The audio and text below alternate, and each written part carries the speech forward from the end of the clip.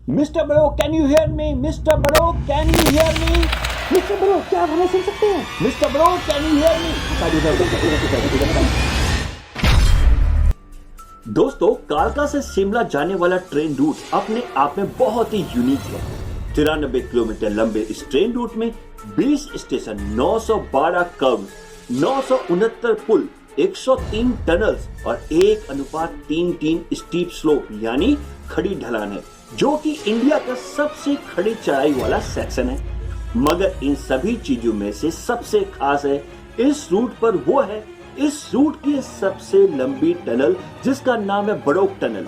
मगर ये फेमस इसलिए नहीं है कि ये सबसे लंबी टनल है, बल्कि इसलिए फेमस है कि ये इंडिया की सबसे ज्यादा हॉन्टेड या फिर डरावनी जगहों में से एक है। तो आइए जानते हैं इस टनल की पूरी कहानी, और वीडियो के एंड में हम ये भी जानेंगे कि कैसे ये टनल ब्रिटिशर ने कंप्लीट की एक इंडियन बाबा जी की हेल्प से।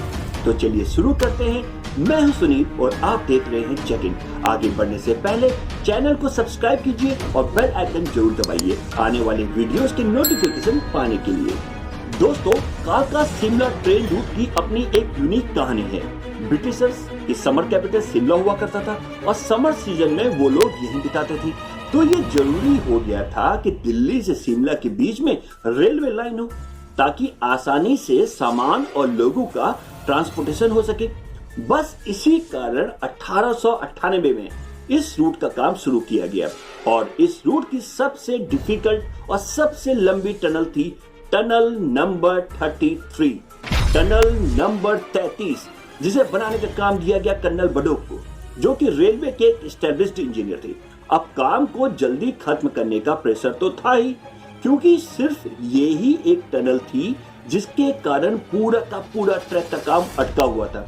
तो कर्नल बड़ौक ने साइट का सर्वे किया और अपनी कैलकुलेशन की, 2 छोर पर मार्क लगाए और उन्होंने टनल खोदने का काम शुरू किया। मगर सिर्फ एक एंड से नहीं, बल्कि टनल की खुदाई दोनों तरफ से एक साथ शुरू की गई, ताकि काम आधे समय में खत्म हो सके।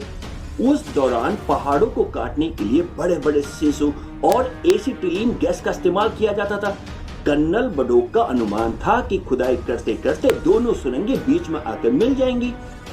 अब हालांकि कर्नल बड़ौक ने एक बहुत अच्छा सा डिसीजन लिया था और बहुत ही मेटिकुलस कैलकुलेशन की थी प्रोजेक्ट को जल्दी खत्म करने के लिए। मगर टनल खोदते खोदते हुआ ये कि दोनों तरफ के टनल बीच में मिलने वाली जगह से आगे तक खोद दी गई, मगर फिर भी एक दूसरे से मिल नहीं पाई। यानी कि कर्नल बड़ौक की कैलकुलेशन में कुछ गलती हो गई, जिस कारण दोनों तरफ की टनल का अलाइनमेंट चेंज हो गया और टनल्स आपस में मिली ही नहीं। जब ब्रिटिश अथॉरिटीज को इस बात का पता चला तो उनको बहुत सुनने को मिला, यानी कि कर्नल बड़ौक को बहुत खड़ी खोटी सुनाई गई और उन पर ₹1 की पेनल्टी लगाई गई, जिसकी वैल्यू उस समय काफी ज्यादा हुआ करती थी।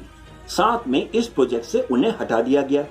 मगर उनकी परेशानी इतनी ही नहीं थी, टनल में काम करने वाले स्टाफ और लेबर में भी उनका काफी मजाक बना और उनकी अथॉरिटीज को मानने से सबने मना कर दिया। कर्नल बड़ौक इस सबसे बहुत डिप्रेस्ड हो गए और एक दिन सुबह मॉर्निंग वॉक पर अपने कुत्ते को उसी टनल में घुमाने लगी जो अधूरी थी, और उस साइट पर खुद को गोली मारकर आत्महत्या कर ली। दोस्तों, जिस जगह पर कर्नल बड़ौक ने खुद को गोली मारी थी, उस जगह पर आज बड़ौक पाइन वुड होटल है। खून से सना कर्नल बड़ौक का शव घंटों तक वहीं पड़ा रहा। जिस वक्त कर्नल बड़ौक ने खुद को गोली मारी थी, उस वक्त वहां कोई नहीं था। इस आत्महत्या का प्रत्यक्षदर्शी आई विटनेस सिर्फ कर्नल बड़ौक का कुत्ता था, क्योंकि गांव वालों को वहां तक पहुंचने में काफी टाइम लग गया। कर्नल बड़ौक को अर्धनिर्मित टनल के सामने ही दफना दिया गया। कर्नल बड़ौक की मौत के बाद 1900 में टनल पर फिर से काम शुरू हुआ। दोस्तों, इसके बाद टनल कंप्लीट करने का काम दिया गया चीफ इंजीनियर H.S. हर्लिंगटन को, जिनके सामने बहुत बड़ी मुश्किल खड़ी थी अधूरी टनल के फॉर्म में। वो समझ ही नहीं पा रहे थे कि अब कैसे टनल का रास्ता आगे निकाला जाए। फिर कुछ लोकल्स और लेबर्स ने उन्हें बाबा भलकू के बारे में बताया और उनसे मदद लेने को कहा।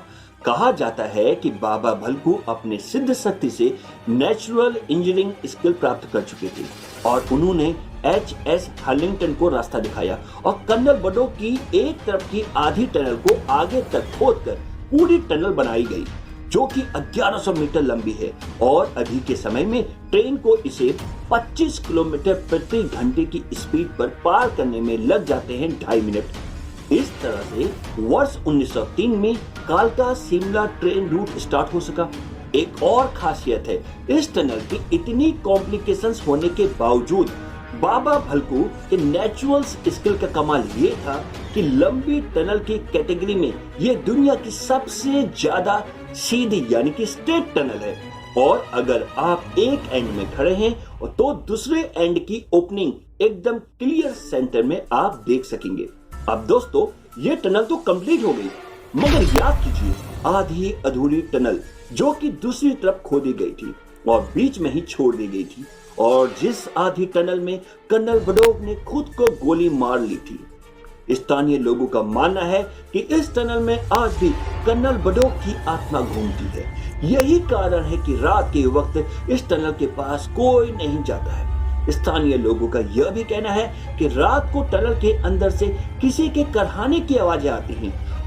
अगर टनल के अंदर लगी सारी लाइटें बुझा दी जाए तो अंदर बेहद डरावना मंजर होता है। अंदर पहाड़ का पानी रिसता रहता है। इस टनल के अंदर कुछ दूर चलने पर आपको एक सुरंग मिलेगी जहां से अजीबो-गरीबे आवाजें आती हैं। लोकल्स का ये भी कहना है कि आज भी उस टनल के अंदर से अंग्रेज आदमी के बात करने की आवाजें आती हैं। कई लोगों का दावा ये भी है कि वो अंदर जाकर अंग्रेज से बात करके आए हैं और उनका भूत काफी फ्रेंडली है और किसी को नुकसान नहीं पहुंचाता है। मगर दोस्तों, ये वीडियो देख के आप मेरे भरोसे उस टनल में मत जाइएगा, क्योंकि भूत की गारंटी भला कौन ले सकता है। गवर्नमेंट ने वैसे तो इस टनल को लोहे के गेट से सील और लॉक कर दिया था, मगर लोकल्स का कहना है कि कुछ टाइम के बाद ये गेट टूट गया, फिर कोई गेट दोबारा नहीं लगाया गया। अंग्रेजी सरकार हालांकि कर्नल बडोक से बहुत गुस्सा हो गई थी, मगर उनके रेलवे में कंट्रीब्यूशन को देखते हुए उन्होंने इस हिल स्टेशन का नाम बडोग ही रख दिया, जहां पर टनल एंड होती है। टनल नंबर 33 यानी कि टनल नंबर 33 को भी बडोक के नाम से ही जाना जाता है, जबकि काम बेचारे एच.एस. हलिंगटन ने किया था, वो भी बाबा भलकू की मदद से। कहा जाता है कि टनल बनाने के बाद एच.एस. हलिंगटन बाबा भलकू से बहुत इम्प्रेस्ड हुए और उन्होंने बाकी के पूरे रूट को बनाने के लिए बाबा भलकू से ही एडवाइस ली। उनके हेल्प से ही 1903 में कालका शिमला रूट स्टार्ट हो सका। ब्रिटिश वाइसरॉय ने बाबा भलकू को उनके कंट्रीब्यूशन के लिए मेडल भी दिया और वर्ष 2011 में बाबा भलकू के नाम पर म्यूजियम भी बनाया गया, जो कि ओल्ड शिमला बस स्टैंड के पास लोकेटेड है। तो दोस्तों, ये थी बडोक टनल की कहानी।